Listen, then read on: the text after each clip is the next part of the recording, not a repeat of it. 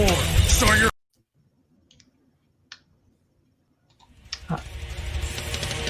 Welcome to Chasing Prophecy Radio, where we discuss the unidentified, the unexplainable, paranormal, conspiracies, and much more. Starring your host and co-host, Jenny Nicasio, Sean Kelly, and Jason Sledgehammer and Petro. Brought to you by UPRN Network. Now for your host, Jenny Nicasio.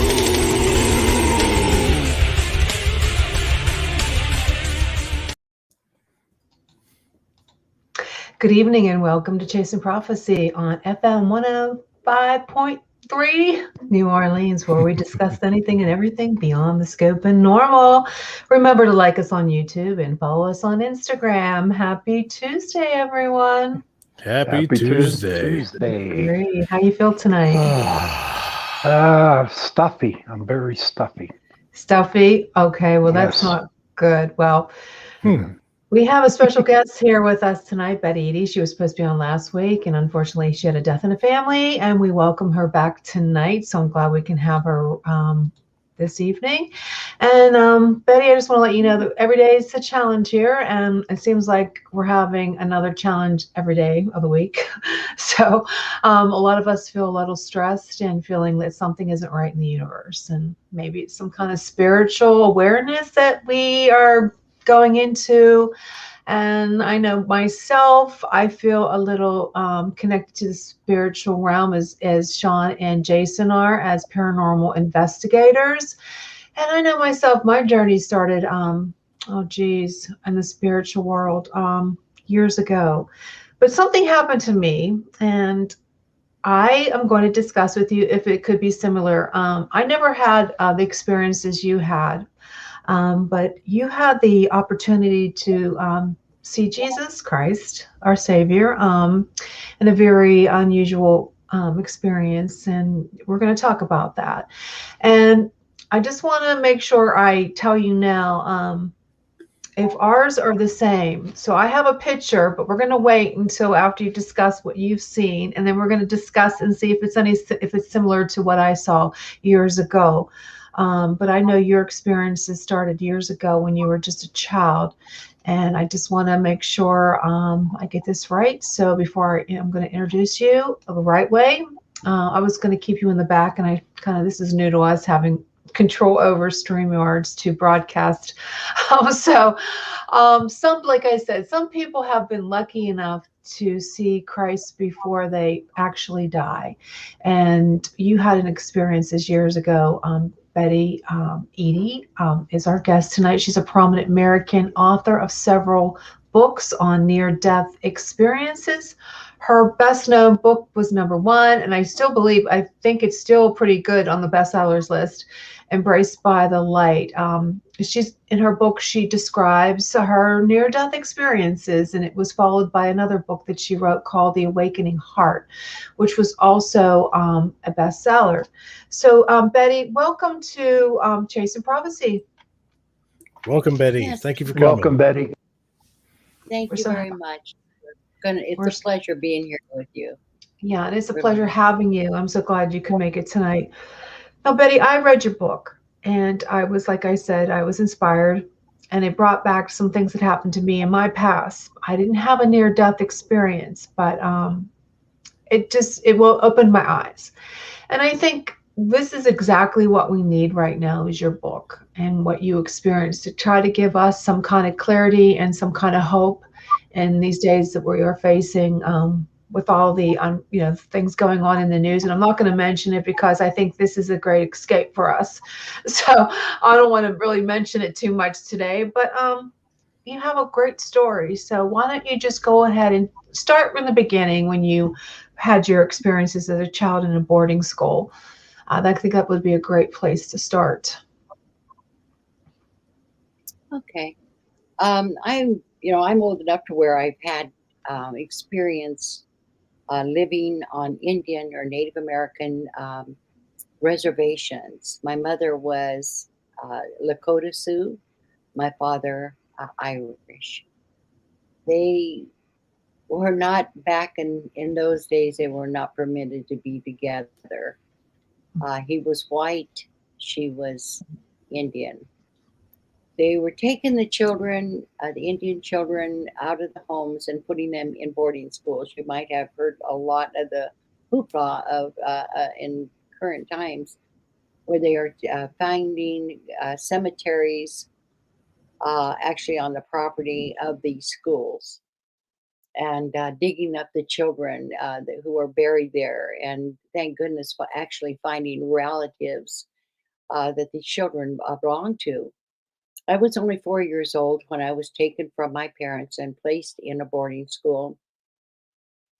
And I remember looking out the window from the girls' dormitory, which looked out across the field and out to where the cemetery actually was located. And I remember hearing stories about um, you have to really behave yourself or you're going to end up over there in that cemetery. It was a frightening experience for a 4 year old because I didn't quite understand everything yet. Went to school there and then on to another boarding school from that point. But while I was in, the reason I left that school in the winter, we had one army blanket and a mattress. We slept on the mattress. We covered with the army blanket, and I caught whooping cough and double pneumonia. I was rushed to the hospital where I didn't think that I had died at that point because I didn't know what death was. I was only 4. But what I remember vividly and still remember when I stop and think about it is laying in this huge bed. Well, to me, 4 years old, and I'm a small woman, small child, laying in this bed but looking down from above and seeing this great big white bed. The sheets were white, I guess. The all the blanket, everything was white, including the bed, the metal bed. And here was this little black spot or brown spot in the middle. And as I came down closer to look at it, it was me. It was my body laying there. And I recognized that it was me. I knew it was me. I felt it was me. And then there was this bright light that entered the room, and this beautiful man. He was sparkling. His body was light, that was full of energy, and it kind of flowed in and out from him. And he swooped me up into his arms, and he held me really close, and I felt this incredible love and safety that I felt I wasn't feeling there at the school. So I was mesmerized. And he had this beard that came down, and it was filled with sparkling energy and light. And I reached up and I was playing with it. And and then the next thing I knew, I was back in my bed. Doctor and nurse had come in, and I heard the doctor say to the nurse, "We've lost her." And I guess that's before I came back into my body, because I'm looking down at them and I'm thinking, I'm not lost. I'm right here. What does it mean I'm lost? And so anyway, I came back. So that was I guess my very it's an experience I had that actually I would think back on, because it saved me from a lot of grief as I was in other boarding schools, and they were Indian.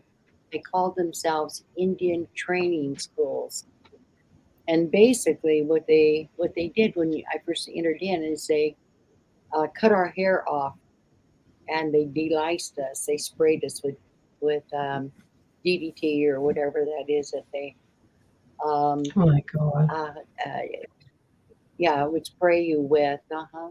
And and we couldn't speak our language, which was, of course, Native American Lakota Sioux, or we would get punished. And I saw many of the children were punished. I wasn't at the age of 4. I don't remember that being punished, but just the threat of it.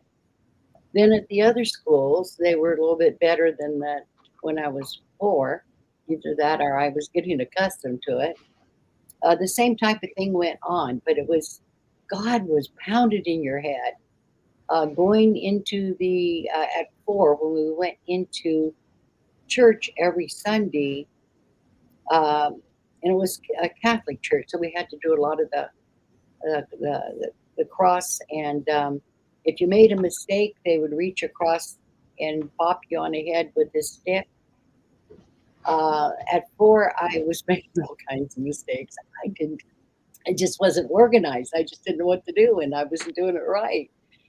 So I'd get hit on the head. I was often told that I was a heathen and I was a sinner because I was part Native American and part Irish. The heathen was the Indian part, and the sinner was the Irish part. And I remember that as a child, but I didn't understand it until later. Then I learned why they said that the Indians were heathens and why the Irish were, sinners. Growing up with that, developed low self-esteem. I was frightened of God. I was frightened of anything. And then after I got over my fear, anger started settling in. I didn't want to have anything to do with a God like that. Many of the songs said that when you died in the church that they would sing all the time were those that once you leave this earth, you go into heaven and you sing praises unto the Lord. Well, I wasn't going to sing any praises onto anyone. Lord, what kind of life did I live? No way. I had developed quite a attitude. And I was totally against, I guess, religion or how to worship God. But there was a part of me that I think I received at the age of 4 when Alert from Google, password required. When I was held by this incredible being.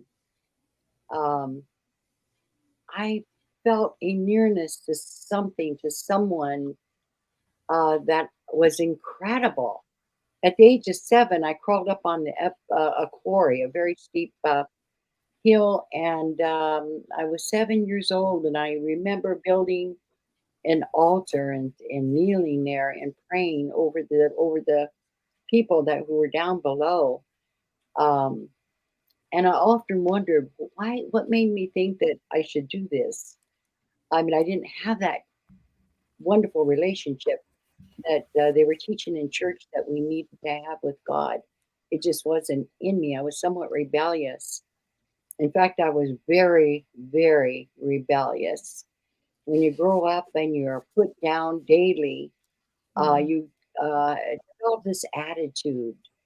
When you feel the rejection and you become defensive, and I was all of those things. Anyway, by the age of 15, I had decided I wasn't going to go back to school. I was home for the summer months. I met the boy next door, and he was escaping his family. I was 15, he was 18, and we decided we were going to get married and have our own family. And I was determined I would raise them the way I wanted to raise them.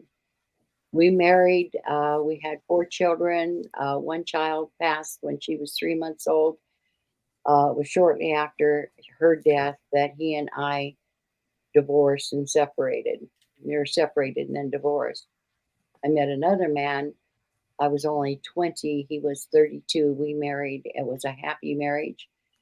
It was wonderful. By the time I was 31 years old, we had 6 children because I had 3 from one marriage now still, and we had 3 more. We planned it that way. We wanted a large family. It was almost as though I felt like I needed to build my own circle of love, a tribe, if you will, and raise them up to in nothing but love. I was just in search for that love and acceptance that I had never felt before.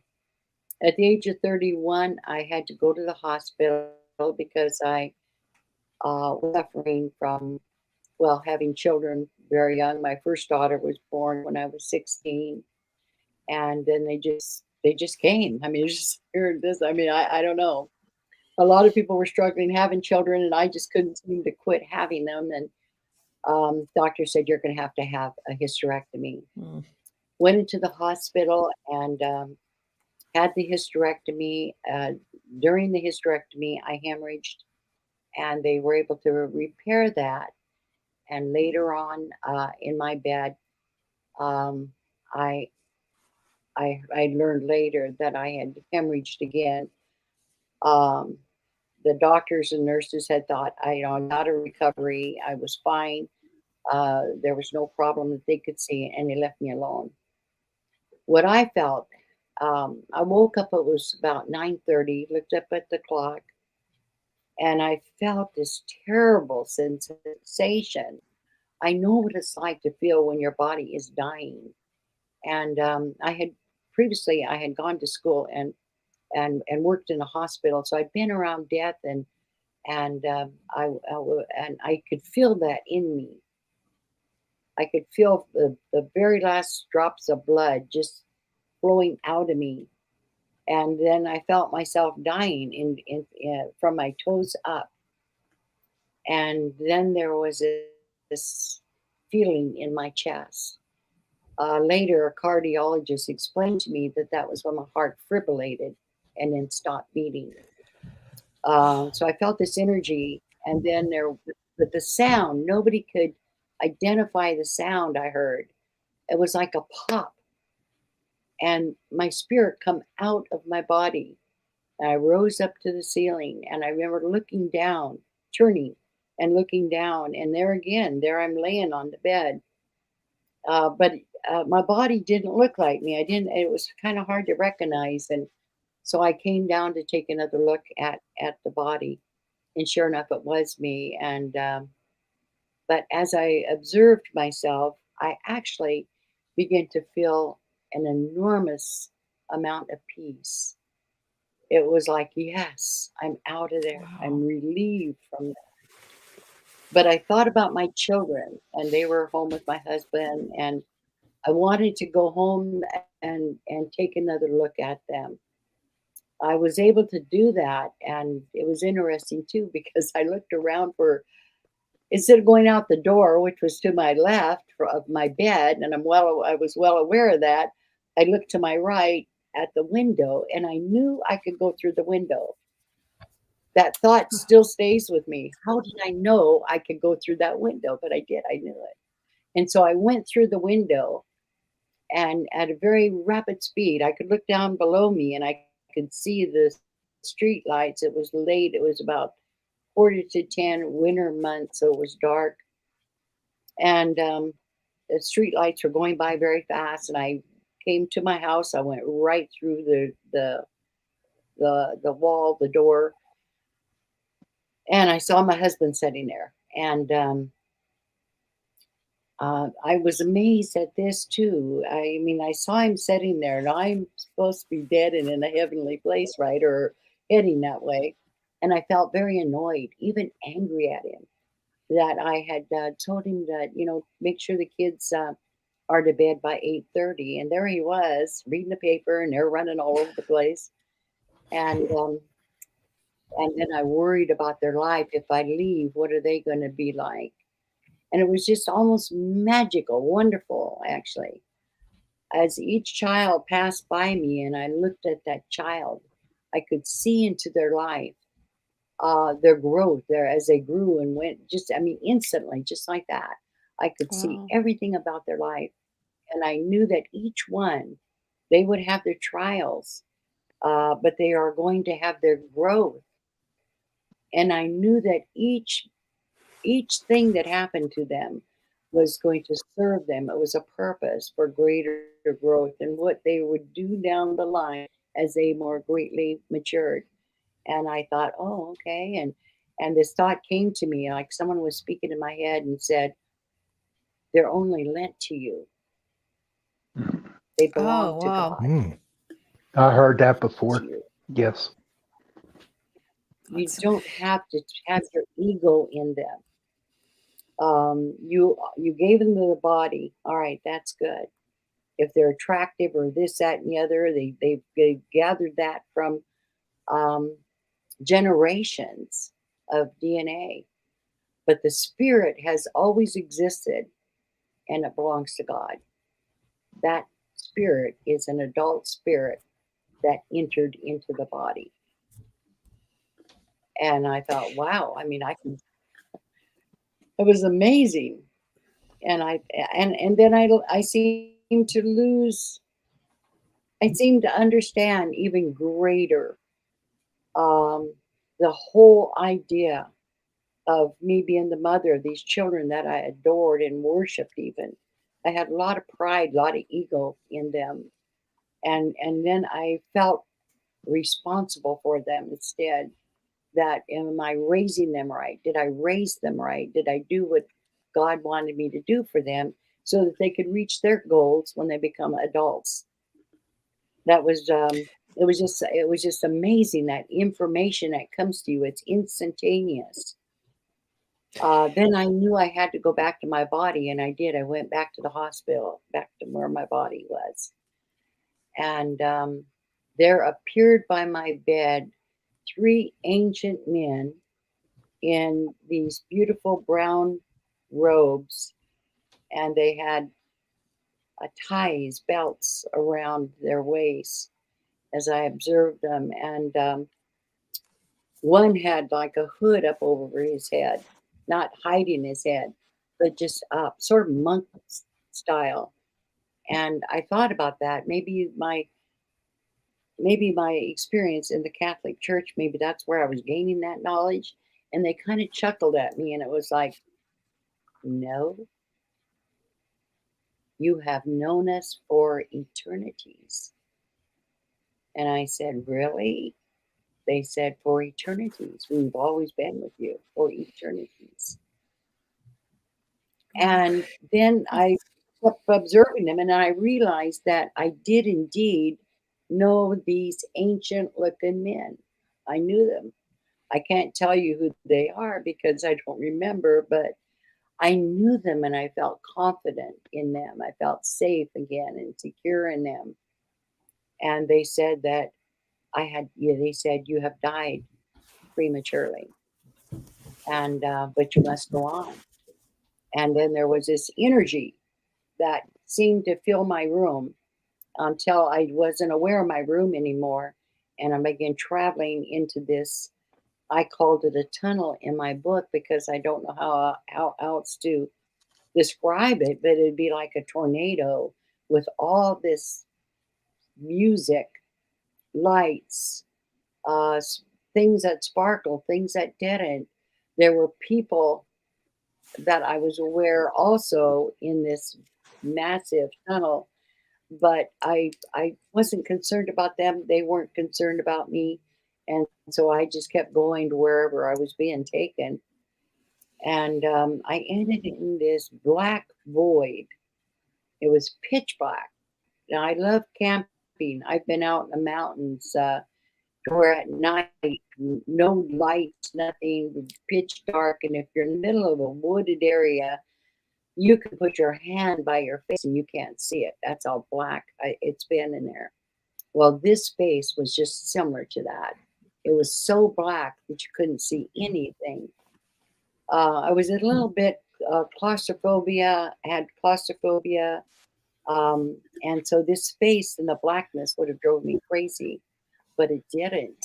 And I marveled at that. I was so surprised that I wasn't startled. I wasn't anxious. I wasn't nothing except for being bathed in this beautiful black space. It was wonderful. It was cleansing. It was purifying me. It was, I mean, I could just go on with the adjectives, and yet there are actually no words to describe it except for utter joy, complete and utter love, liquid black love. I mean, it was just, I mean, I could just go on. It was just wonderful. I could have, if I hadn't have gone beyond that, and I've thought about this for years. I was only 31 when I died and experienced this. And I thought if I hadn't gone beyond that black space, I wouldn't have minded staying there for eternities. That's how wonderful it was. But as I was basking in this and enjoying it, just being there, a bright light pierced through that blackness. It was a pinpoint of light at first, and all of a sudden it would start broadening as I went into the light. But it was like a searchlight looking around, and then it seemed to focus on me and draw me into it. And so I traveled into that light, and the speed is this. I have no way of describing the speed, none whatsoever. It was very fast. I saw that there was, I was approaching the end of that light, there was a figure, a man figure, standing there off in the distance. And I was going directly at him with this rapid speed, whatever force that was taking me. And as I got near, I knew who this man was. I have always known who this man was and is. And now, however I picked up my own speed, it was me. It wasn't someone pulling me there or the force or energy. I started running. I'm using words to describe movement, but it wasn't like I was running at all. But I went to him, and I just wanted him. And as I got there, and as I came, and his arms came out like this, and as I came out, this bright yellow light energy. It was all white and then yellow, golden. And he just swooped me into that and drew me to him. And I embraced him. And this is why I call my book Embraced by the Light. And he brought me to him. But I knew him, and I'd been there before. And my first words out of my mouth was, "Why did you send me to Earth? And I'm never going back there again. I'm done with it. I'm done with it." This is what I was saying at the age of 31. And I'm done with her. I'm not going back there. You can't make me go. And he chuckled and he said, You're there for a purpose. I says, "Well, I'm done. I'm not going back. I'm just not." And I said, "Why would you send me there to become half Indian and half Irish, a sinner?" And I said, and a heathen. I mean, that's what I am. He says, "No, you're not a sinner. You're not a heathen." He said, "You're precious." Precious. And excuse me.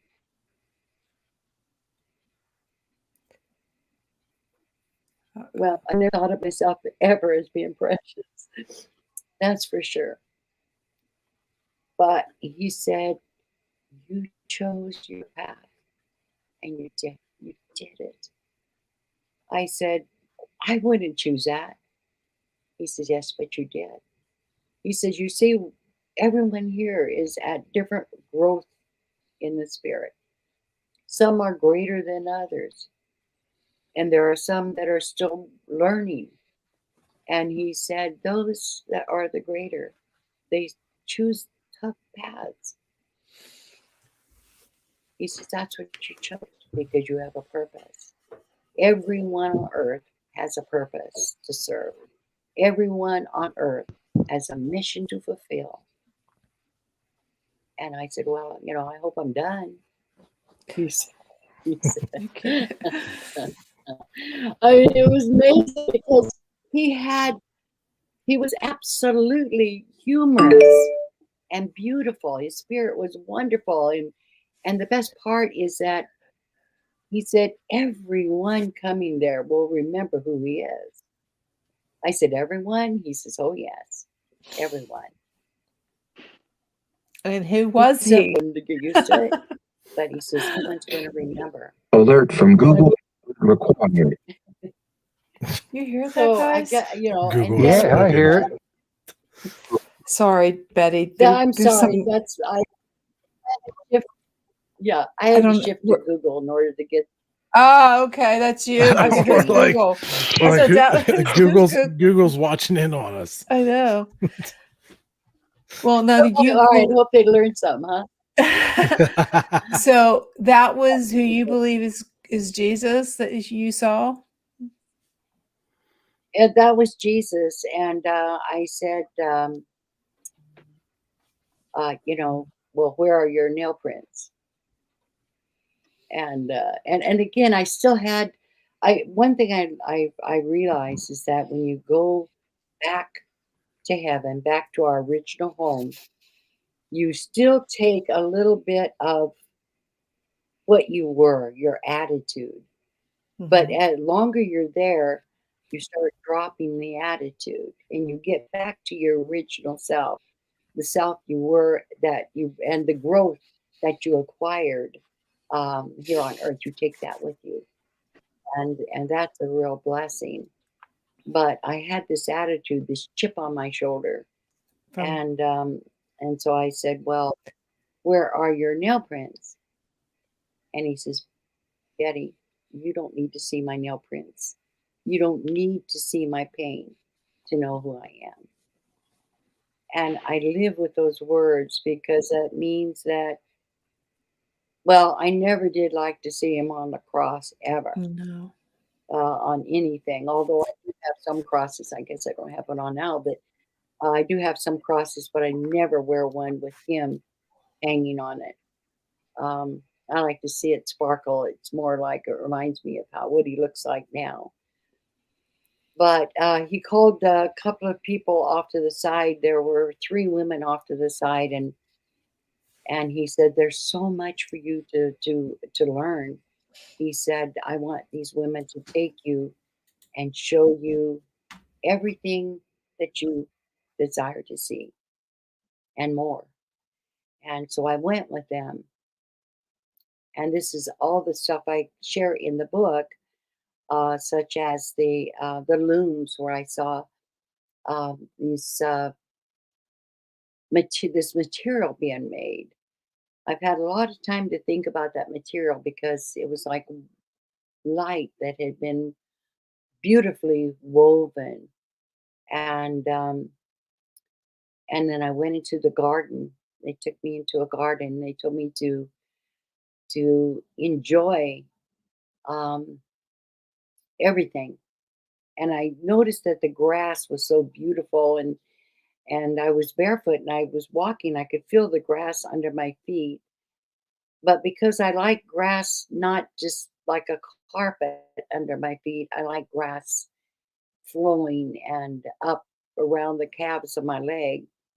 The grass did grow, and it grew to that level on my calf. And then everything that I saw after that, if the love I felt for him, and I love woods, I love plants, I love trees, I like sort of an outdoor person.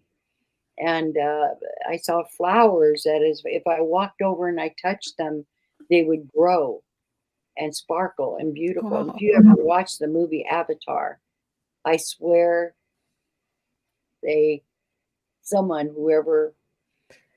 whoever designed everything, they know exactly what I'm talking about because that was what I experienced. So you had some kind of a gift that you could do that in heaven. You had the the ability. magic of it all is that we all have those gifts right here on earth. We just haven't learned to use them. And we say this is something that's circumstantial or accidental or whatever, when in reality we create that. Imagination, I was told, is key to reality. Imagine it and you can start. We are co-creators with God. We have not just our parents' DNA, but we have the DNA of God in us. And we just need to find that in us. The secret in the Bible, it says the kingdom of God is within. Never made any sense to me. Kingdom of God within me, not very likely, But after having that experience, now I know where the kingdom of God is. It's whatever I will allow in me and then begin to practice that, allowing it to flow and become in me the greater part of me. And because imagination is the key to reality. And I was taught that while I was there, that we stymie our growth because we disbelieve. It's what we believe that and I know most of you probably have heard about the book, The Laws of Attraction.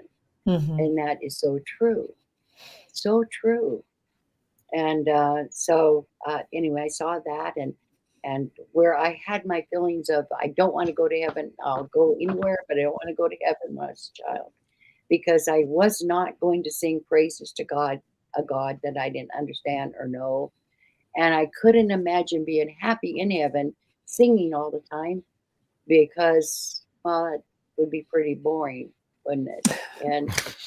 But as I went in the garden, there was a river, and a little that fed into this beautiful lake, and a falls that cascaded down where the water would run through. And I noticed each little droplet of water as it cascaded down over the rocks. It was singing a melody. I mean, these little tones, little every droplet. And my eyes could come up and focus on each droplet. And I could see that and feel the happiness of each, again, each little droplet as it came down. And each one had a little sound that created this beautiful melody. And that is how they glorify God, is by being its natural self and doing what it does best. And that's the same thing with each one of us. We're individuals. Each one of us, our voice is distinctly recognized over a telephone, because we are beings made of energy. Our voice is made of the energy. We have our own unique sound. And when our behavior and everything about us is so unique, that in our uniqueness, we glorify God, our creator, makes him delighted to see that we are perfect the way we are. But as soon as we get here to earth, we start the transformation. We don't like what God has blessed us with. And then we start dabbling with this, that, and the other, when he is just fine with what he's created. And I went to the river. There was a rock there, and I wanted to sit down on the rock and just feel the water. And I do this all the time when I go camping. Get along the riverbed, and I sit down and I put my feet in the water. And so I wanted to do that. And there's something about every part of this unique experience, everything calls you to it. So it's not just me wanting it, it's them wanting me as well. It's like an invitation. I invite you to come and sit here. I sat on that rock, and it conformed to me and made me comfortable the way I would like to be made comfortable. It was beautiful, it really was. Put my feet into the water, and it just became the temperature that I would love to have it. It was just the exchange was absolutely fantastic. I looked into the water, and I could catch my reflection. I did, and I was mesmerized, because here I was. I don't think I was in heaven anymore. I don't know if I had to time it would probably, and it wasn't this earth time, wasn't the same, but I would say I was probably in heaven at this point. Maybe if I gave it earth time, it would have to be at least maybe a day or two. And yet it wasn't. We're talking earth time. The time didn't have any. Time didn't have any. Time stood still. Right. But the longer I was in heaven, I was transforming. I was becoming who I was before I came to earth and was born into my family. And this was the woman that I saw in the water. And I tell everyone, and maybe because you're non-judgmental, I didn't judge myself. I just thought, wow, the beauty of You my were soul. you were the way you were Magnificent. supposed to be before Earth and the environment changed you. So it Right. sounds like. It brought me back. It actually, Jesus said, come back to remembrance. So it's not like it's new. It's opening your, releasing what was in the past and just moving forward and remembering what was and always has been and why you're on earth to begin with. And so you learn that not everyone there, not all the souls and spirits there, not came to earth. They chose not to. Yeah. Some were too afraid. Earth was too challenging. Speaking of so they fear, chose so did all your fear, you weren't fearful at all, the whole experience? You're Oh, not at all. No, not at all. I wasn't fearful at all. I was joyous, absolutely and utterly joyous. No fear, no thoughts about what I left on earth, my husband, whom I loved with all you my didn't did heart, you my think of your children. children while you were in heaven? Did you think, were you no worry, nothing? Because I know me as a mother would be Not, like, not you don't have nothing, any fear. Okay. That's nothing. good. No, Because remember, I was shown their lives and that they would be fine, and that's all yes. I cared. For But I I know a lot didn't of the miss them. people out, excuse me, Betty, this was one thing that I have to ask you because I know a lot of people who are listening, are probably thinking the same thing. So what did Jesus look like? That is, he was like a being of light. And yet, if I had to give him it's very hard to describe because it's like uh, everyone, you talk to can start looking like a chameleon. A part of their spirit as they're expressing becomes this or that, and another part just goes the other way. Well, Jesus was the same way as he spoke, or as he laughed, or as he joked. This immense, beautiful energy around him moved with him, and he would look one way, he would look this way, and in another moment, he'd look that way. But if I had to, the only time I found, since I've come back over these years, I have been shown thousands of drawings, paintings of Christ, people wanting me to select one that would resemble him. The one that I saw that would resemble the one, everyone being multifaceted in the one prism, Jesus looked like. Ever see the picture of the Turan, Yes. the image? Okay. That captures his features more than any drawing or picture I ever did see. And yet he is, and then you magnify that, make him more magnificent, without scars, without anything like that. He's very handsome. They said, did he have blue eyes or brown eyes? His eyes changed. I guess if you wanted him, and he even said, I asked him a question about when people come, does he always come and appear to them like he did to me? Do you always appear to people? And he says, no. He says, there are some who don't believe in me. And he will often, he says, but I wouldn't want to frighten them out of their belief system. So he appears like however they expect to see him, or whatever they expect to see. In other words, you could die and uh, and see your dog. Or I'd like to see my one dog. man was, yeah, you can. It's happened. People they want some whatever they had on earth that comforts them. A lot of people want to see that when they arrive in heaven. One man said that he never believed in God. He didn't believe in Jesus at all.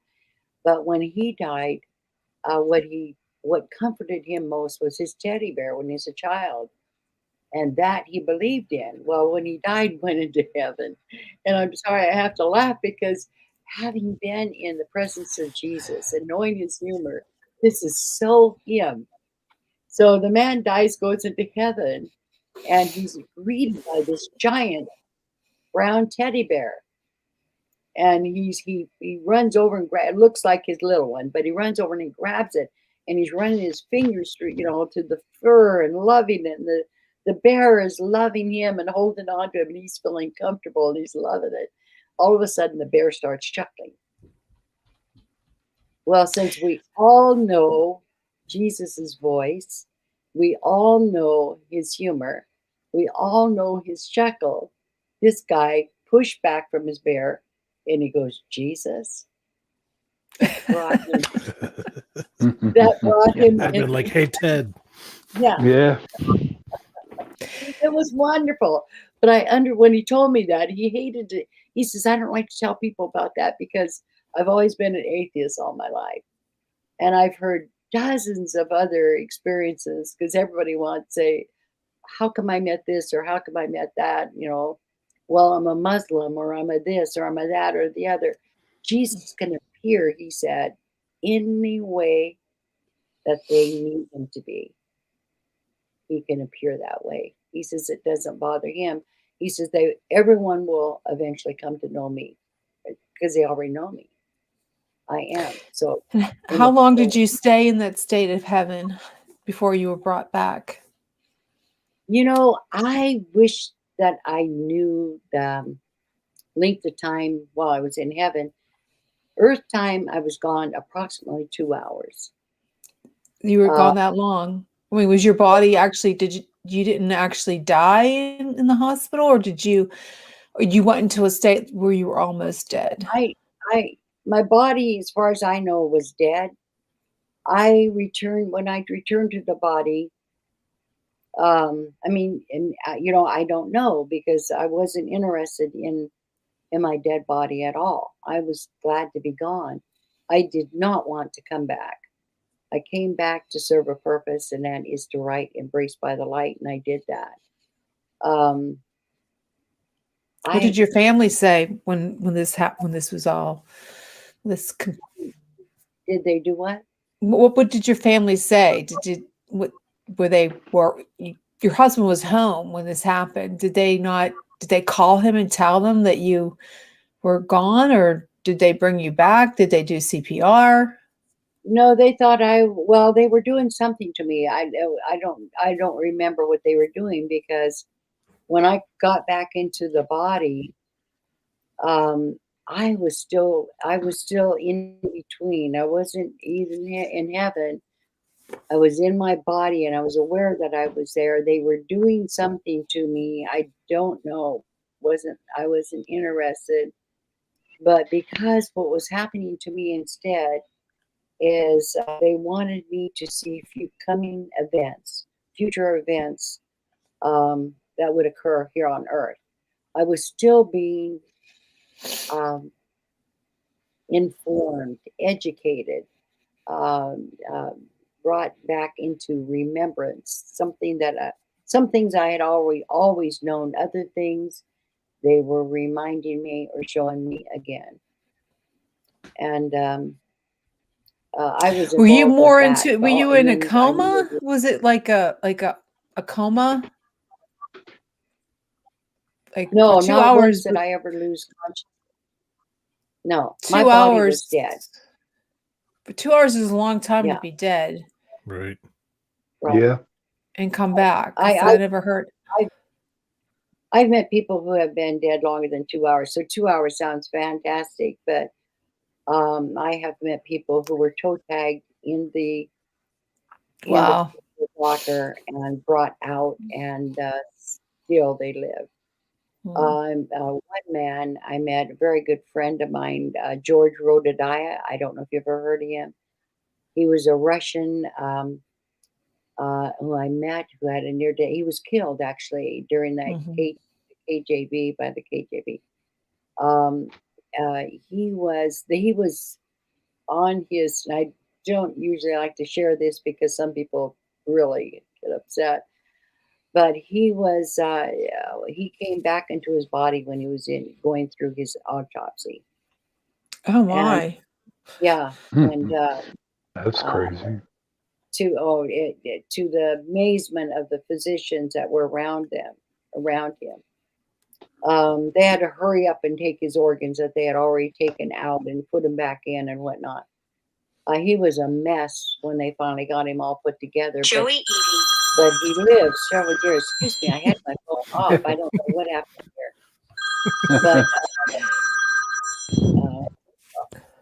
But he went on to share his experience. In fact, he became a minister and had his own church for some years afterwards. That was part of the plan that he was to come back and do. And he did. So there's some amazing things. It's in the Lazarus from the Bible. I mean, he was dead for about days or whatever. Jesus rose him up and created him back just the way he wanted him to. So how long you're dead or whatever doesn't matter.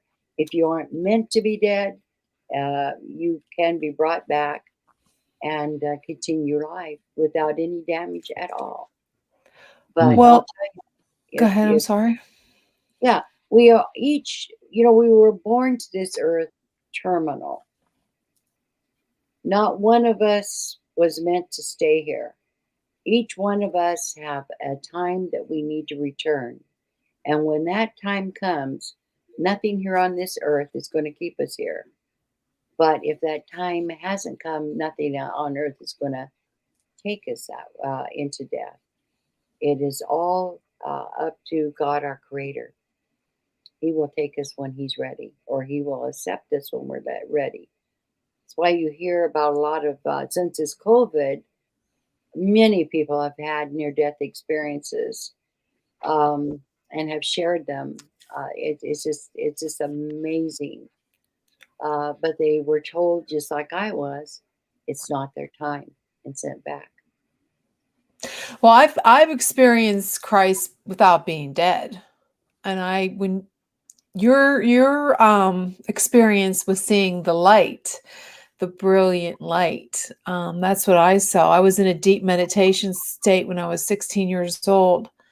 I was just after I watched Jesus of Nazareth, the movie, and I was in a deep meditate. I didn't know what meditation was at 16, but I was in deep prayer, and my room got really, like you said, it lit up. My room lit up, and at that age, I knew right at that moment that's who that was. Inside the light, it was translucent. That's why I wanted to see, what your experience, how your experience in a near death experience, and mine is a life experience of seeing Christ. And the light was so brilliant. It was like he was translucent inside the light. But I recreated that, what I saw at the age, I'm not going to say over 50 something. I recreated it with oil paints. But it didn't look like the shroud like you. I saw the most beautiful man I've ever saw in my life.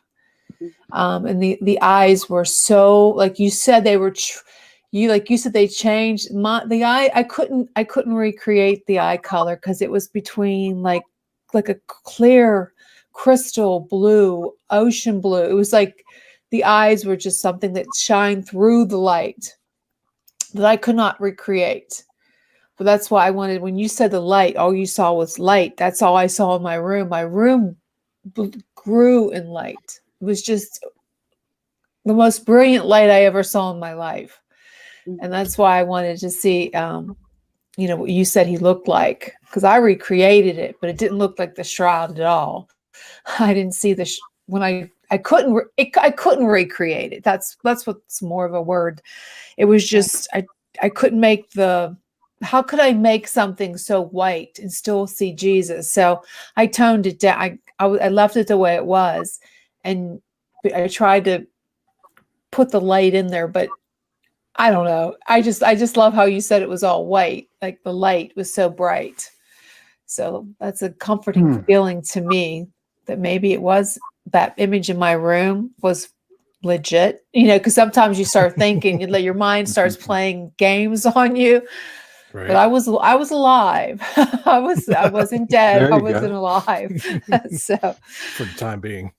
for the time being. Well, So I've always wondered, the way that the general population sees Jesus, through the, he's got like long hair, some beard and stuff like that. If, seeing him firsthand, like, is that anywhere close, just for, all the listeners that like, what does he really look like? What we are depicted to see him as, like on statues and stuff like that. Is it anywhere near close to that? I think the reason that I saw him that resembling the shroud, because that would have been, and I wasn't consciously thinking this ever, but I believe that would have been the real look of his, of his physical body at the time he died. I mean, he was a Jew, and he was tall, but he resembled the other people of that time, and so he would have looked like a Jew, and that would have been dark skin, dark hair, and dark eyes. As I saw myself in spirit, remember I was telling you about looking at myself in the pond, I looked different. It appeared that my hair was a bright red, flowing, active. It was everything there has movement because it's energy, and so Jesus's eyes could be blue, or they could be brown, or they could be crystal, or they could be any color that he will choose to let you see him. And this is how I saw him. Right. I couldn't. I Jesus couldn't make. Nicasio. Oh, that's because I had that was so someone wouldn't chase. I couldn't get I had the darkness in it on the edges, but the light was coming out through his face, and that's why Welcome the to center. the darkness. That's why the center was so white, and I couldn't. Yeah. I couldn't do it. That's a beautiful painting you. Well, thank Yeah, you. well done. Well done. You know what? But I could draw a stick figure. That's about it. Yeah. But here's where I come into play. Here's where. Oh, here we go. That's great. Oh yeah. Now I do respect your story, and I'm very grateful you're on sharing it with people. Okay, and but what bothers me a little bit was when you saw the guy that was you asked Jesus to see the nail imprints in the hands, and he refused to show you. Okay. To me, now I've been in my business for over 30 years, and yes, I had a near death, and yes, I didn't see the light. I saw darkness when but my life changed. But besides that, see, to me, thinking, okay, if this guy didn't want to show that it could have been something else in there. It could have been a different entity. You know what I mean? I'm not knocking your story. I'm just saying where I want to come from is, if he was truly Jesus, he could have showed you his palms. He showed him the St. Thomas. It's just I want to throw that out there and see what your theory is or an answer.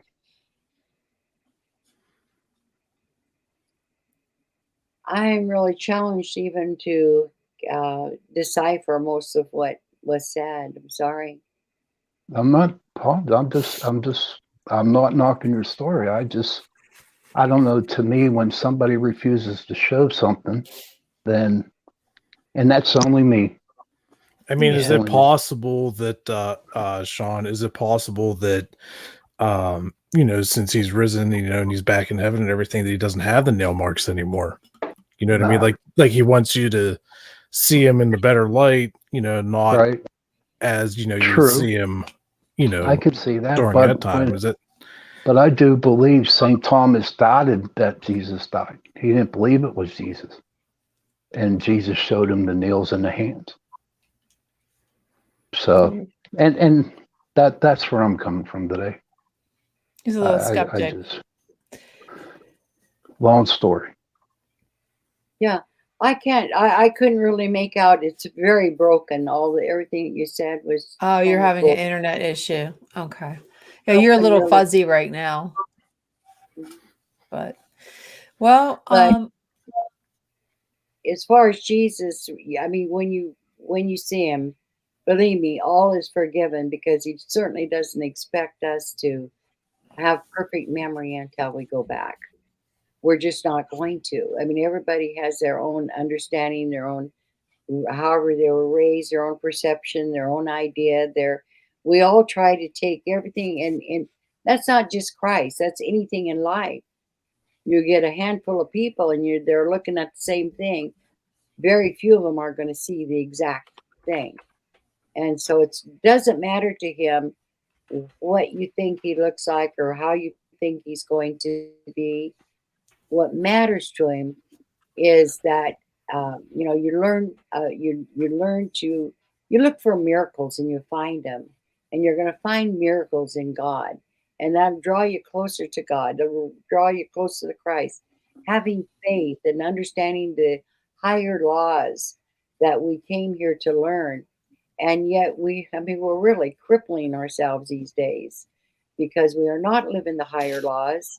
We're actually creating some pretty low laws that are crippling us.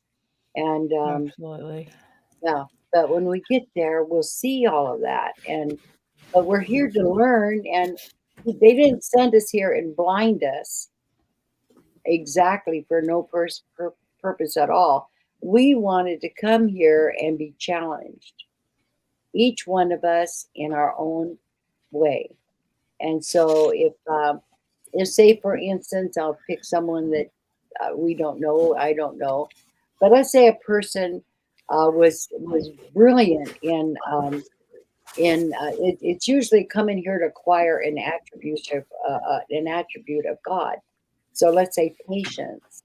Someone needed to acquire patience, and so throughout their life they're going to be hammered with situations and where they have to develop their patience. But first, they're not going to show patience. They're going to Mhm. show how impatient they are, and go through all of this until they acquire that one thing. Or a person who wanted to, the greatest gift is love, and yet we come down here and look at love. I mean, everybody has taken love and made what love isn't. Such as, I mean, it's someone else. I'm a counselor, and can't tell you how many men I've said, "You're not in love. You are in heat," because everything you talk about on this woman is a physical aspect. You are not talking about the beauty that she has inside herself that caused you to love her. Well, Betty, if anybody So has any questions for Betty, go ahead and post them in the chat. Should be more than happy to be. Well, she's still here with us, but in the moment, I just want to shout out to our sponsor tonight for our second hour is Carnation. Just remember, if you want a great cup of coffee, they have a great selection of creamers, and it's great for baking too. So, thank you, Carnation. Cheers. Thank you, Coronation. Yes, thank you. Thank you.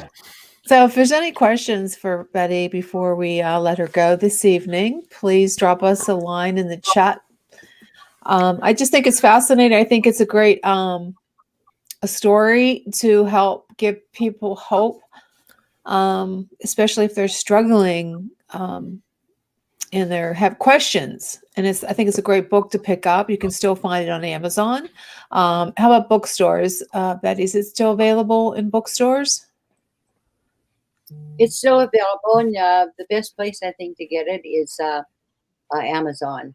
Amazon Books. It's called Embraced by the Light, The Awakening Heart, and The Ripple Effect. And The Ripple Effect is what I call my first teaching book. It's taken the principles that I learned during my experience and responding to thousands of letters that I received and trying to help the people there to understand God's point of view on what how he might feel, or what he because he's not a punishing God. We punish ourselves. Exactly. Right. Ourselves. I actually have And- a question. When you were referring to the solid black and there was just nothing, you said it was like very peaceful. It was like loving and stuff like that. Do you think that that's like that for everybody? Because a lot of people, probably listeners and everything, would associate the darkness with a more negative, view. Yeah, I would have associated it too if I hadn't experienced it. I also think, I've heard thousands of near-death experiences, as you could imagine, over the years, because my experience was back in 1973. This is 1921 or 2021. And that has been, oh my goodness, since the book has come out, that's over 25 years ago when Yeah. Embrace first came. So I've heard thousands of near-death experiences. You're right. Not everyone experiences the black space. Some do, but not all. And I think, as I look at it, the over thing, I probably had to go through this cleansing and purification and whatever. And it gave me a time for healing of my spirit, which badly, it was in great need of healing before I could meet Jesus, is what I'm thinking. Because some people they just go from one state of being there. They're just there. And then back, told that they cannot be there. But I had to go through this thing. And I also had to go through a rebaptism, not in a particular church, but it's very symbolic of, again, going from death to life in the water representing the flesh, and coming up out of that. Very symbolic. A lot of that is very symbolic, and I did that in that river, where I sat with my feet. But there's so much more. I mean, I have to get the book and read it. I was taken into the many worlds that God created. They wanted me to see that there's life outside of Earth, and life on these other planets, and that the individuals there are very much in tune with what we're doing here. And I mean, it's just it just opens up a whole new world. It's vast out there. There are no limits, no limitations, and we all can be a part of that if we just open ourselves up to it. Absolutely. Well, we're going to go ahead and let you go tonight, Betty. But thank you so much for Yes, thank sharing. you, Betty. Yeah, thank you, That was Betty. a very Thank compelling you. story. Yes, it Yes, was. thank you. And we appreciate it. And there's the link on, there's one of the versions of Embraced by the Light on Amazon. And it was like an enlightening story. And thank you so much for joining us tonight. I appreciate it. You have Well, a great Thank night. you. Thank you. Thank you. Okay. Good night. Bye-bye. Well, guys, All what do you think? right. That was a very, very interesting story. Extremely. I've got Very. a mind full of my own questions on it. Yes, but yes, yes. I but- mean, it's her story, and you can't judge her on that story. It's just, for me, it's just like Jason said, there are some questions I need to ask about it, and that's where I'm at right now. I think the biggest part for me that I really question is the being dead part. For 2 hours. She said, Yeah. she was dead for 2 hours because after 3 minutes you start to suffer brain damage and then Right. organ failure and everything else. And then, the gentleman, that came back during an autopsy, like, Right. I don't know, because you'd have bled out by then, and Well, But there are But some. miracles do happen. Well, there's So who some. knows? There Yes. is a truth to what she said. There's something called the Lazarus syndrome. When she mentioned Lazarus, there's documentation. There's a whole. I'll read off a couple of. So I'm going to help her. I do believe that it could happen. So I'm just going to go through these. Okay. A 27-year-old man in the UK collapsed after overdosing on heroin and cocaine. Paramedics gave him how do you say that? Narcan. Narcan. Sort of like Narcan. Narcaz injection.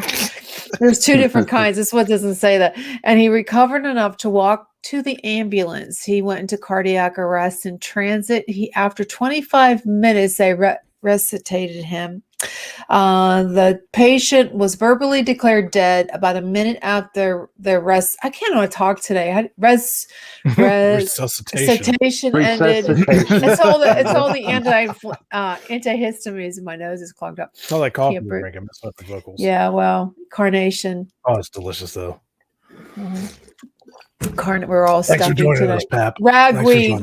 Okay, so here we go again. The nurse noticed a rhythm of the heart on the heart monitor after he was resuscitated was resumed. The patient recovered fully. Then we have a 66-year-old man suffering from a suspected abdominal aneurysm, suffered cardiac arrest, and received chest compressions and defibrillation shock for 17 minutes during treatment for his condition. Vital signs did not return. The patient was declared dead and resuscitated. Resuscitated. Resuscitated. Effort ended. The 10 minutes later, the surgeon felt a pulse. The aneurysm was successfully treated, and the patient fully recovered with no lasting physical neurological problems. Okay, now these ones are 2 hours, but we're getting there. According to a 2002 article in the Journal of Forensic Science International, a 65-year-old man, he was a deaf Japanese man, was found unconscious in a foster home he lived.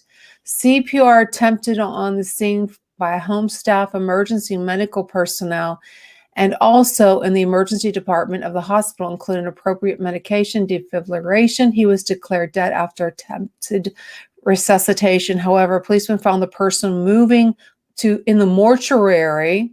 Okay, he was in the mortuary, so this is pretty long.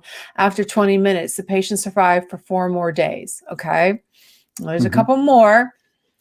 Judith Johnson, a 61-year-old, went into cardiac arrest at the BB Medical Center in Louisville, Delaware, United States, in May 2007. That's 2007. She was given multiple medicines and synchronized shocks, but never again regained a pulse. Okay, she was declared dead at 8:34 p.m., but was later discovered to be alive and breathing.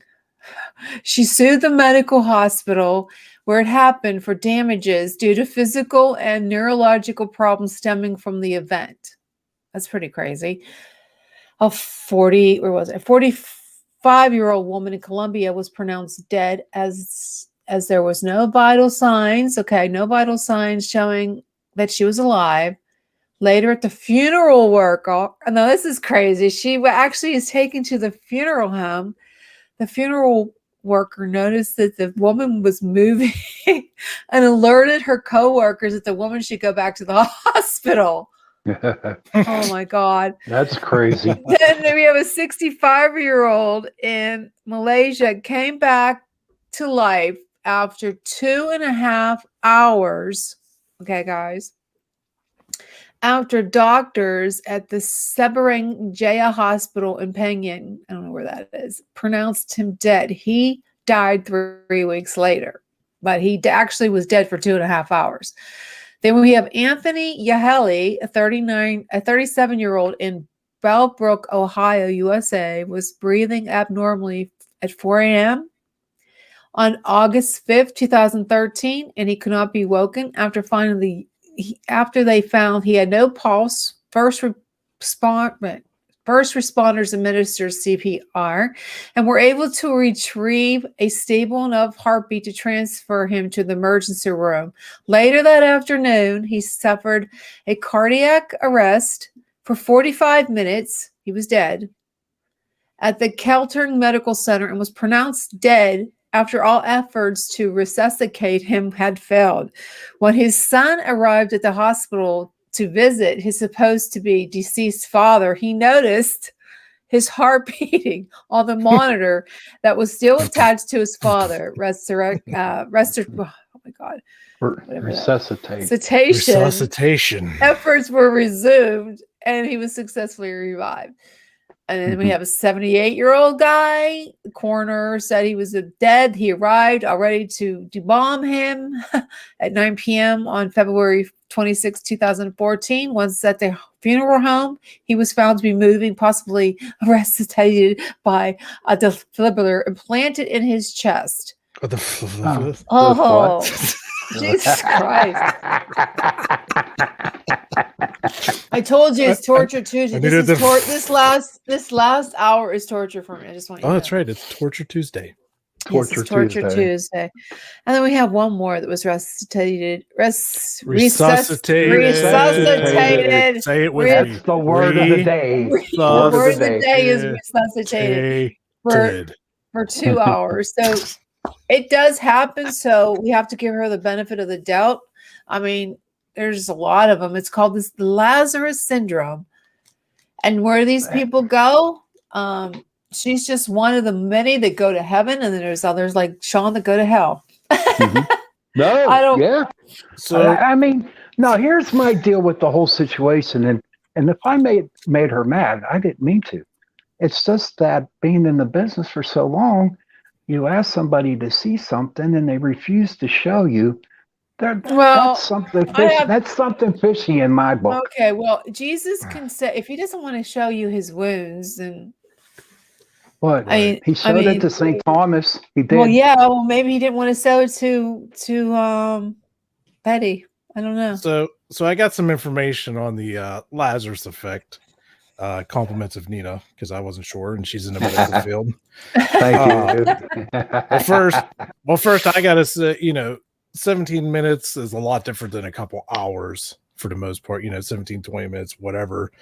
But also the Lazarus effect patients are constantly being worked on to bring them back, and usually they end up dying or have like severe, residual effects. Also, I didn't know this, but they were likely not checked for a second heartbeat location. I didn't know that, because a lot of times the heart is still beating, but very, very lightly and can't be detected on a single site. So that there would medically explain, what's going on, why somebody could be pronounced dead. And then so much longer later, like, oh my God, the heart's beating, because it's starting to build back up. And when the heart's beating, guess what's happening? There's still oxygen going through blood, but then, it's so weak that the after effects are not good. Yeah. No, that's a good medical explanation for it, if you ask me.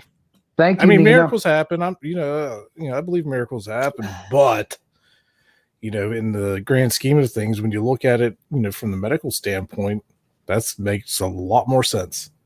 Yes. Yeah, there's a lot of things that happen too that explains there's like a chemical reaction that these people have when they're so close to death that your brain starts to shoot off neurons and you see all kind of things. I'm not going to knock it. I mean, I think she gives people hope that we need right now in this time. We need hope. I don't think there's any hope for this planet. Let's be honest. Well, but I don't know. You can have your skeptics. I believe in life after death, and I believe that there's a heaven and a hell, and I believe that if you're a Christian and if you believe in Christ, you're going to go. If you don't believe in him, you're not going to. He's not going to let you in. But there's other religions that don't believe in Christ, and I do believe that they go to heaven. So it's just whatever you feel comfortable or whatever makes you happy.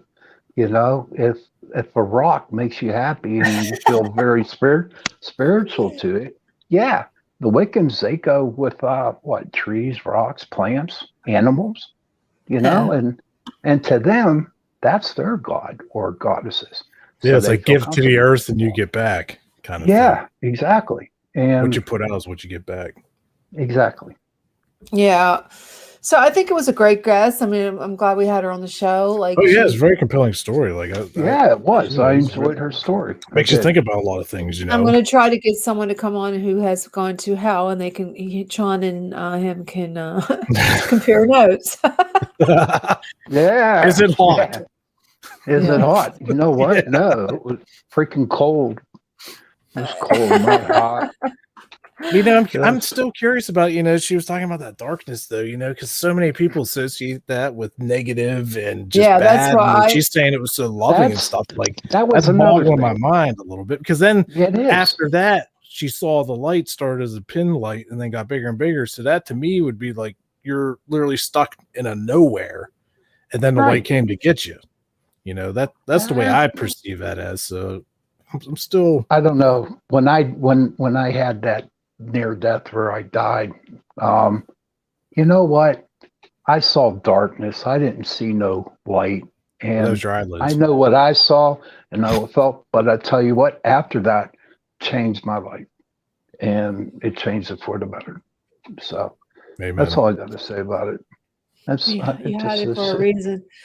I did. I believe that. God works in mysterious ways. That's the way I look at it. And mine was doing what I had to go through. Yeah. You know. Mm-hmm. Well, my experience in my room, at one point I wanted to be a nun. I didn't know if that's the route I should have went. Sometimes I was wonder. going to be a priest. Oh boy. What did I just walked into a bar joke. I want to be a nun and I want to be a priest, walk into a bar. I did. I went to school to be a priest. That's cool.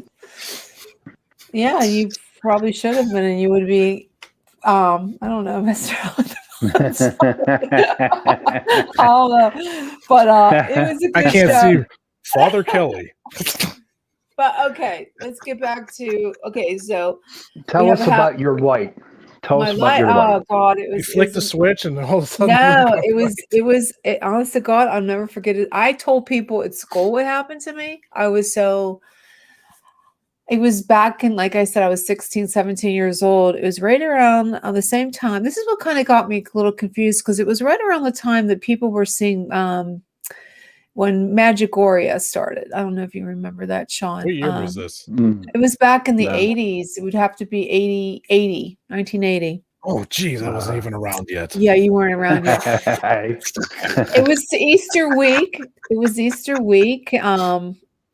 I was watching Jesus of Nazareth in my kitchen on a little TV, because, in the back in the 80s, you didn't have all these big rabbit TVs. ears, black and white. Yep. And I sat, it was a mini series, and I watched it, and I was so enthralled. I had cried. I was bawling watching it, like when he was on the cross. I mean, I was raised Catholic. I went to Catholic school.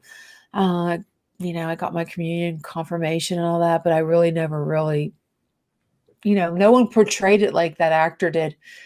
And I was just so captivated. And I went into my bedroom and I'm thank you, Jesus. Thank you, Jesus. I mean, I'm crying. I'm like bawling. And I'm like meditating. And there was I never knew that that's what I was doing, but there was a glass of water. Remember those old clock radios with the light? Yeah. Well, I had a glass of water and it was shining through the light. And I kept on looking at that light and thanking him, praying, and my whole, like the corner of your room where the walls meet, that corner part, this light just radiated, and it got brighter and brighter and brighter. And it filled up the whole room. And inside the light, I saw that image but it was white. I can't paint it like that. There's no way you can make that. So I just tried, how can I show this? How can I show the white, the bright light? So I made sure his clothes was real white. And then I have, like, in the middle of it, if you see it in person, you can see how I have like beams, like, radiant. And I made his face like in the middle real white as I could get it. And made the darkness around the face. And I made sure the background was black because my room was dark, but there was a light coming through. I I can't explain the word. This is what got me confused, because all of a sudden I got fearful. Like, I could see that. Yeah. I got scared. And Yeah. I got scared, and I flicked on the light and ran in my mother's room. And I'll never forget it. I can still see her, and it was dark. My dad was on the other side of the bed. Mommy, Mom, wake up. She goes, what? I saw Jesus. Get back to bed. I know. She goes, I Oh. believe you. She says, That's I all you believe needed to hear. I believe you. And remember, I was 16, 17. I wasn't taking drugs at the time, but I did go in my bathroom and I like lit up. I smoked. So like the night before. No, I didn't do drugs. I didn't do them then. It's okay, Jenny. It was the 80s. Or okay. But I was in the bathroom and I smoked like 10 cigarettes in a row before I had enough nerve to go back in my bedroom. After you smoked those 10 cigarettes, were they green? After a while, how did you feel? I mean, physically, mentally? This is what happened. I thought I go, oh my God, I saw Jesus. I think he's calling me. I have to do something. So I start reading the Bible, and I went to church. Remember, it was Easter week. So they had confession. So I went to my local church, St. Joseph's, and I went and I talked to a priest. I'll never forget him. His name is Father Zarnigi. He's probably in some jail right now. Wow. So I told him my experience, and he believed me. He goes, you saw something that brought you to Christ. And Easter Sunday, I could have died. He told everybody on Easter Mass my story without telling my name. And I was like, I told him the story not to tell everybody. And he said that he was in homily. And he did his homily around my story. And I was like, oh my God, I can't believe he did that. I think, why did he do that? And he did it because he wanted to show other people the story to bring them to Christ. And he thought it was a wonderful story, but I took it the wrong way. And I thought he shouldn't have told anybody my story. But he did. You know what? If you were in confession, he ain't allowed to do that crap. I don't care. He didn't say my name or anything, but I knew, my mother knew, and I don't know. It was a great part of it. But I did. I was struggling. Jenny, you had a homily made about you. I know. Put that on my resume. I know. Put that on your resume, okay? I had a homily made about me back in the early 80s on a nicotine overdose, no drugs induced. There was no drug induced. No, it was and it stayed with me. I mean, I tell people, I was telling kids at school about it. I thought this was, I can't believe I saw this. I mean, well, who can say that they had this experience? So I mean, it stayed with me all these years. And I finally told this is when I started to paint. I said, I have to recreate that. And I didn't know if I should make the whole picture white. And I thought, no, because you wouldn't see it. So I took it to my priest, actually. Is it the same one? I made this one. I just did this during coronavirus lockdown. I did this on, it was for Good Friday. I think I did it right before Good Friday. So not this one, but the 2020, when we were locked down. I think it was 2020. So that's when I did it. And I just, the whole time I did it, I sang the Divine Mercy the whole time. I sang it. And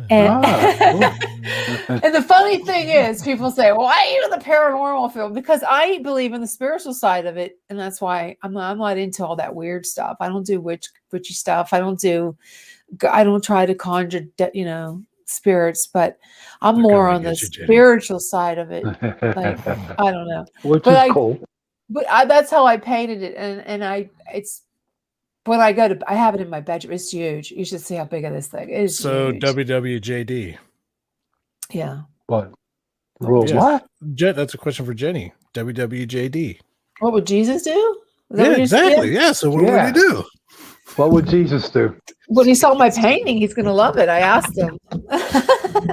No, seriously. Did he I say, didn't know. "Oh, Jesus Christ"? Well, no, I went to my priest and I asked him. Yeah, I swear all the time. And I have to, say, I'm sorry, God, I can't help it. I'm not perfect. I'm a human being.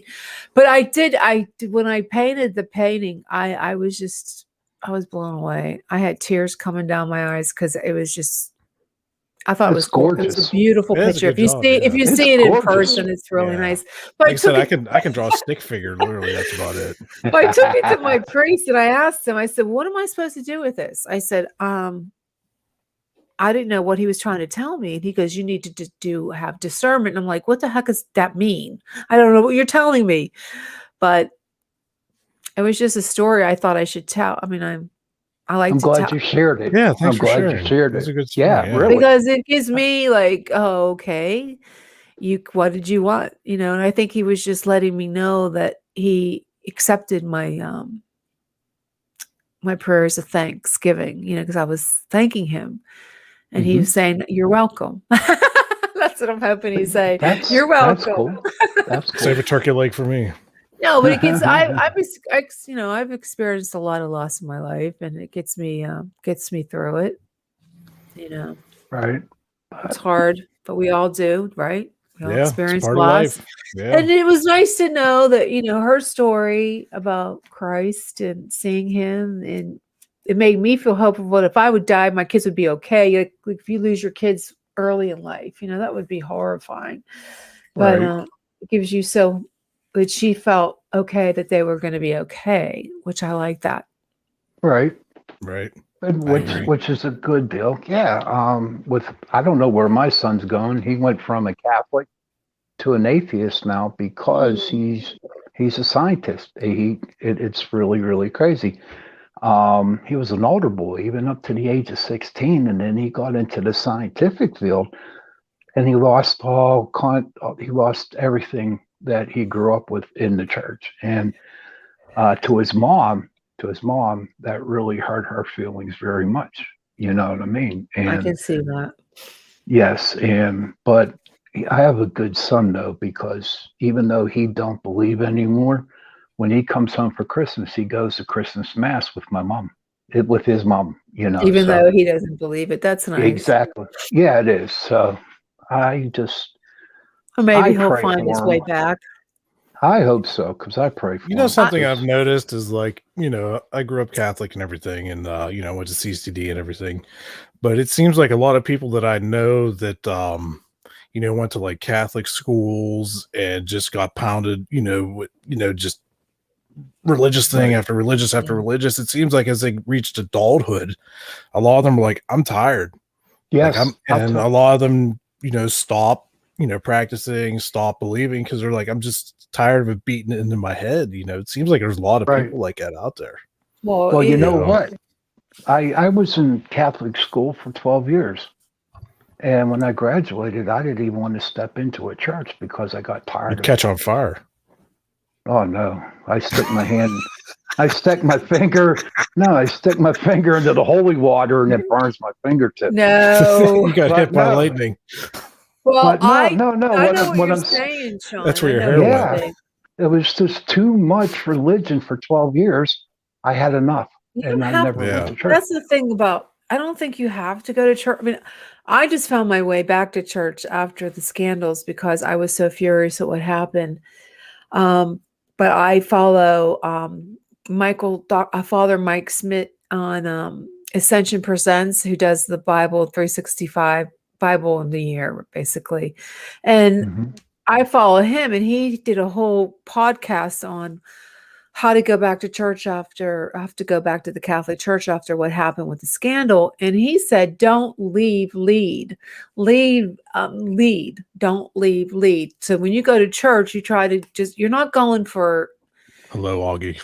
You're not going to church because of the priest, because who cares about the priest? I don't even listen to half the homilies. I only go. But it was church. About you that one time, so you should pay special attention to the But homilies. I go for the that's like a rite of passage for you. Yeah. But it's like, I don't know if you guys ever heard of Marshall Taylor. He's an ex. I watch him. he wrote the book Infiltration, and I'm trying to get him on the show because he believes that the church has been infiltrated by the Satan. And that's exactly what's going on now. And that's what I think too. I think that the Pope, all of them, it's all infiltrated. And this all happened back in the 40s. It started in the 40s. And then with all the, I mean, come on, how many priests abuse kids? I mean, there's like thousands, you know what I mean? Like, well, they got that scandal just a couple years ago. And they're not 498 or something like you that. can't tell me you can't tell me that's not the devil. I mean, come on. Oh, it's the devil's work. It's the devil's work, and he's in there and he's laughing. He's laughing his ass off. Where's Constantine when you need him? Yeah, it's scary. That was a good movie. It was. With it was. Keanu Reeves. Yes, I love that movie. No, seriously. And where we're going, I think everything what's going on, like with Afghanistan now and COVID, and I think we're going down. I think I've been doing a lot of reading, and the more and more I read, the more and more I think we're getting into the apocalypse and Revelations. It's all happening. The book of Revelation is all happening right before our eyes. So get ready, boys. Who's going to be the last man standing? I don't know. It's kind of scary. It just gets. I just want to thank all the service people, men and women, for 20 years protecting us from terrorists. Thank you. I appreciate you, and for protecting the United States. Exactly. Thank you very much. We have to. We don't know what's going to happen in the next couple of days, and that's why it's good to know that when Betty was on the show that it's just this isn't it. This is not it. It better not be it because. So somebody messaged me and they said, I had a priest chase me around the church and he caught me up by the organ and just left. Oh, that's it. Oh, that's it. Oh my God. Oh my God. That's bad. That's bad. Well, getting back to paranormal stuff. I mean, guys, have you been on any investigations lately for the last 15 minutes we have here? Well, the last couple weeks coincidentally, yes. I got about 2 weeks ago. I actually taught a class at a psychic fair, and it was pretty interesting. What did you learn? Psyched? What did you teach? Papa what did I teach? Well, actually, it was something because what it was, the class was Paranormal 101. And we ended up talking about exorcisms, people getting demonic possessions. And I was like, wow, this is intense, but it was pretty interesting. Were there anybody there that was possessed? No, but I got a good psychic reading. Yeah. How'd that go? I did. Awesome. What'd they tell awesome. you? What'd they tell you? Anything good? Oh, yeah. I'm not getting married. Well, we knew that. That's not psychic. That's just... All right. But no, I'm working my path where I need to be, where I'm at right now. And it is with the radio. That's why you see a lot of videos that I put out. They might be 2 or 3 minutes, but it just feels like that's what I have to do. And I'm not in it. I'm not egotistical when I say that. It just seems like I have to get something out and say it. And, there you go. So that's good for where you, I'm at Pap. right now. How about, hey, Jason, what about that dude you talked to at that Bigfoot fair? Talk about him. I gotta find the business card. This guy at the Bigfoot fair that I stopped at last weekend, he actually had photo evidence for the first time. I caught the tail end of his presentation, but he was talking about all his experiences and everything, and he actually had proof to show, which I was like, okay, now this is pretty cool because you hear story after story after story, and it's like, well, do you have any proof? Well, no, I didn't catch anything or missed it on camera or whatever. Well, this guy actually had like slides and actual over the years. What is his name? Do you recall? That I'll have to ask. Russ was there. I'm gonna have to ask him. I can't remember his name. Like I said, I caught the tail end of it, but it wasn't Eric, was he? Nah, he was an older guy. Eric Galtman.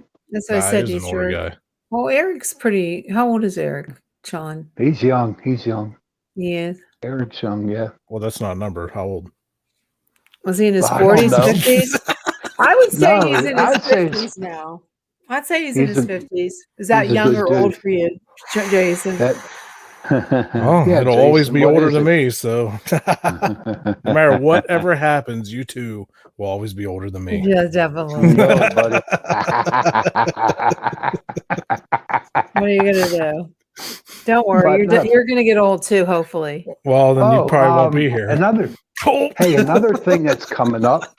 Me and Jason we're going to be speaking at this. It's called a Bigfoot barbecue. Oh, And you're if gonna have somebody- barbecue and Bigfoot. Yeah, this? man. September 18th. Where's that at? It's going to be up around Towards Kittanning. Kittanning. It's at a campground. Yeah. So you're gonna Yeah. actually camp out? Yeah, for the tonight. but Oh, the that's guy's good. offering us a cabin. So Oh, good. There you go. That sounds like fun. But they have an estimated roughly at least 1,000 people every year show Oh up to this God! event. Now, did anybody ever see Bigfoot? Well, I wear size 15 shoes, so I can classify as Bigfoot. So. Oh, jeez. Me and Jason are going to be looking for UFOs and Bigfoot Oh, afterwards. I Yeah. like to look for UFOs more than Bigfoot. Well, come on up. Bigfoot Come on up. scares me. Saturday, Come on September up. 18th. Come on up. You can go hunt for Sasquatch and UFOs. Because Yes. actually at the Bigfoot Festival last weekend, they were talking about several of the speakers talked about how right when they saw Bigfoot, there was also a UFO sighting at the Yes, same time. yes. Oh well, they say that Bigfoot is an Yeah. extraterrestrial. Yeah, they were saying like it's Absolutely. more of an interdimensional thing. Oh, I got a story to tell you. I got Okay. another. Last week, I was down at Val's house down there in West Virginia, Brookston Mills, I think it's called. And me and her husband, Matt, were having coffee on the outside of their porch. And honest to gosh, we heard a real loud knock, like a piece of wood hitting a tree. It was so great. Yeah. If a tree falls It in was the woods, about- does it make a noise? Yeah, it does. But no, when we heard that knock, and then I, watching all those Bigfoot shows, it sounded exactly like the knock that guys do to try to get a response from Bigfoot. No one was out in the woods. There was no chainsaws going, nothing like that. And we heard a knock. It was cool. Was it a knock on a tree or just a knock? Yeah, knock on the tree. It was real loud. That's Yeah. cool. That's cool. Mhm. Okay. Well, I don't know. I know. I think Bigfoot is. I'm not so sure he's from outer space anymore. I think maybe it's just a genetic thing that happened, and they are just like another species that have Dan Hagman. Hagman. Yeah, Russ just messaged me. The gentleman that has the evidence, we believe his name is Dan Hagman. We'll have to get him on the show. Yeah. that would I be talked to cool. him. He was definitely interested. I hope I got the right business card. So That'd be cool. That'd be cool. Yeah, get him on the show because we booked up pretty much for September. I don't even know who we have Nice. next week. I think we have the The prepper. the haunted of Route 30. I think I'm not sure. we might have a Where's- good when- investigation coming up soon too. Yeah. Working on. Yep. Where's this we one are.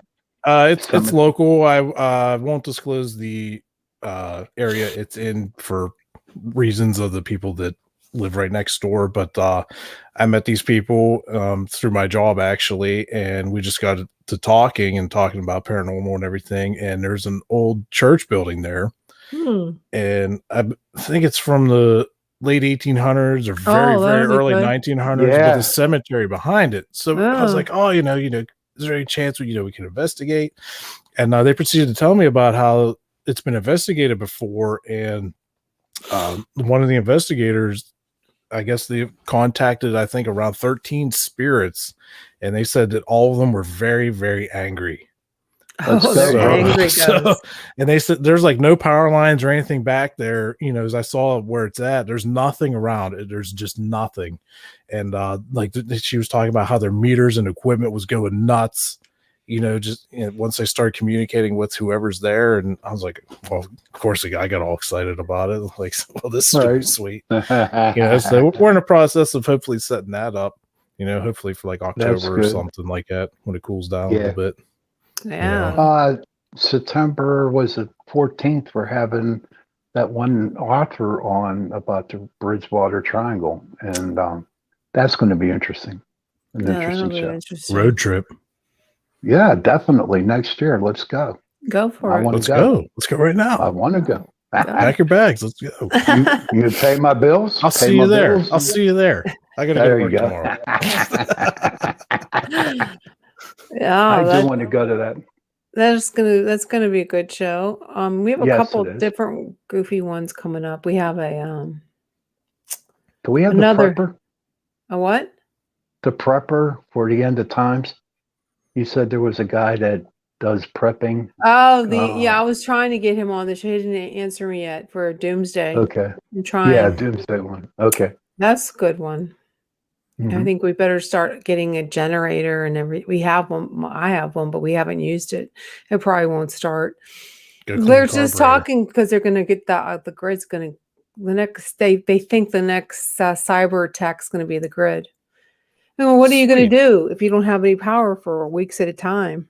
Right. The You truth. know, We had it I lost power for 2 days in a row, and it drove me nuts. you won't have if you have so I don't have a regular phone that goes by Comcast, so you're not going to have the phone service. I actually did get a cell phone charger, solar charger, but I think you have to keep charging it like inside. I don't even know what I did with the cord. But if the grid goes down, will the phone lines all still work? No, they won't. Not the telephone poles should still work, I would imagine. I'm not sure. I know that cell phones won't work. We won't have any Wi-Fi. Oh my God, the nation's going to No, collapse. 'Cause the Lord. Yeah, internet that's what I disappeared. said. What are you going to do? That'd be nice. Seriously. No internet. No, even how That'd to be how nice. to freeze like your food. If you have a generator, you can use it to Mhm. keep your food frozen. I don't know how long a generator. He'll answer all these questions like how long do you have? How Right. much time do you have? I hope he answers you back because I want to write shit down. You know what I mean? Seriously, it's like, Yeah, I do. are you prepared not to have any power? Are you prepared not to have anything? Like I have a Live free security or die system. hard. Like we have a security system. Do you have anything to protect yourself? Do you have a weapon? Do you have, Yeah. all these I mean, things? So Mhm. I have an AR in my back pocket. It just kind of doesn't fit there though. ARs, they're the ones that get an AR. Yeah, that's cool. They're Yeah. easy to shoot. Armor light rifle. Yeah, they're easy to shoot. That's where that stemmed from. Yeah. So Getting close to the witching hour. Oh no. are we done? Okay. No, about 3 A minutes. couple minutes. A couple minutes. I can't remember what time we're off. We're off at 11. minutes to quit in time. Yeah. So I mean, there's a lot of different shows. I mean, I like to have I like a more engaging guest to let us talk. Yes. Ask questions. Yes. Now, to all our listeners out there and people who are watching the boy. show, Oh boy. write us something. Tell us what you want us to, Yeah. put on here. Give us some suggestions, and then we'll put it on for you. And we'd be We'll- more than happy to advertise for you too in a voiceover ad. Absolutely. And again, I want to thank our sponsors, Carnation. Yes, they make thank you. the best cream. Yes, thank you. Best things cut Thanksgiving around. Was it 2 more months? 3 more months? I Couple love months. Oh, my God. Carnation. The milk, evaporated milk. Great creamers out there. It's a great Don't they addition. make hot But chocolate? thank you, or something? Carnation, for sponsoring our show tonight, the second hour. Yes. Yeah, I do believe there's Carnation hot chocolate. Yeah, that sounds good. Yes. That's only around Christmas. My Sorry. Christmas is right around the corner. But is there going to be a shortage of all these goodies this year? Because look at like gas stations, everything's short on creamers and food. Yeah, there are. Yeah, I don't know. yeah. That's what people think that the people are prepping. They said Yeah, Walmart's that's are really possible. there's not a lot of meats and stuff and water Mm-hmm. supply that they're already prepping for it. So people are doing it. And I don't know if you listen to TikTok. I mean, if there's like one after the other on how to prep Right. for the Who knows? The grid going down. It's a scary thought, but who knows Yeah, now? but you can't worry about what you can't control. Exactly. Exactly. But it's always good to be Exactly. prepared, though, too. Yeah, Right. yeah, I agree to an extent. I But think everybody don't should think you go need to get go a overboard. generator. I think y'all should get a generator. well, as soon as the first big snowstorm hits, everyone will have one. Don't worry. Exactly. All right, Gracie. Yeah, exactly.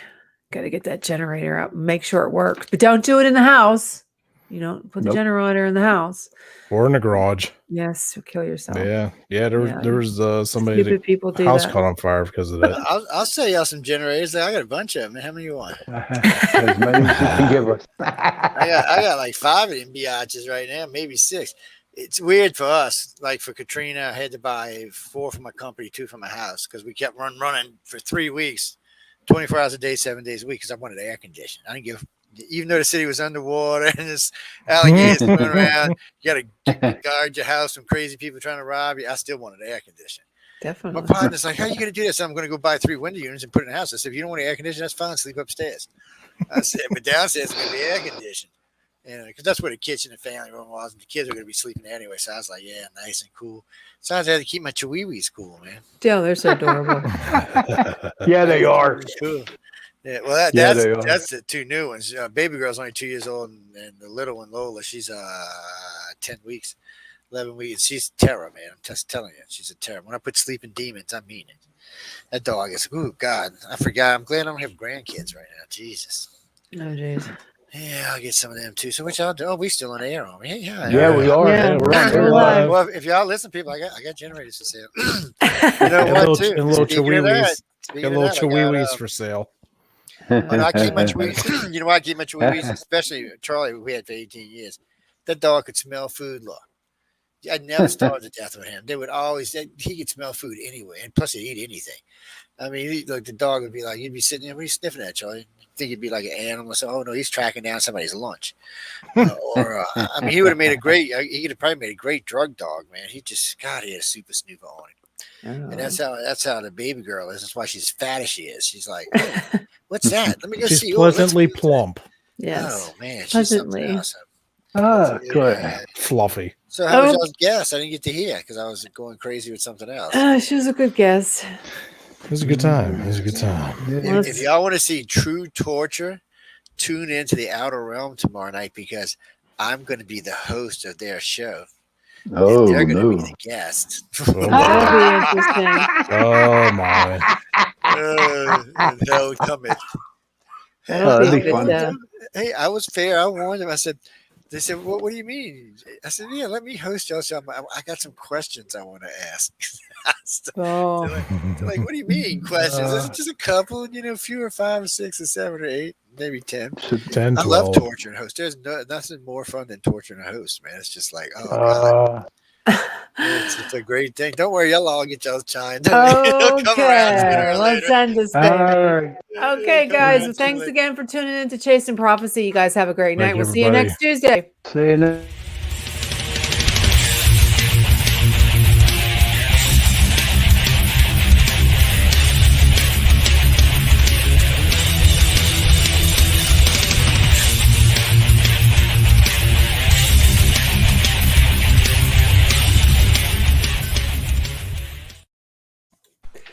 Dude,